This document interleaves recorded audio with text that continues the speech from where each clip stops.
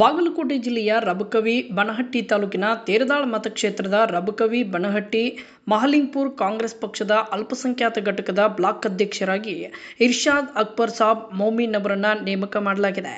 ರಬಕವಿ ಬನಹಟ್ಟಿ ನಗರದ ಕಾಂಗ್ರೆಸ್ ಪಕ್ಷದ ಅಲ್ಪಸಂಖ್ಯಾತ ಕಾಂಗ್ರೆಸ್ ಪಕ್ಷದ ಕಾರ್ಯಕರ್ತರು ಬ್ಲಾಕ್ ಅಧ್ಯಕ್ಷರಾಗಿ ನೇಮಕವಾದ ಇರ್ಷಾದ್ ಅಕ್ಬರ್ ಸಾಬ್ ಮೊಮಿನ್ ಅವರನ್ನು ಸನ್ಮಾನಿಸಿದರು.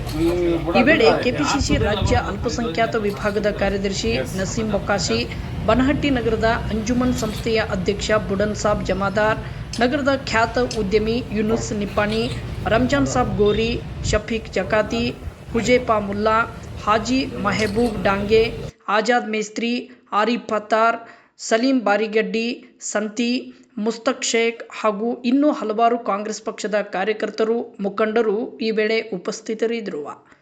ವರದಿ ಮಾಳು ದುರ್ಗಣ್ಣವರ್.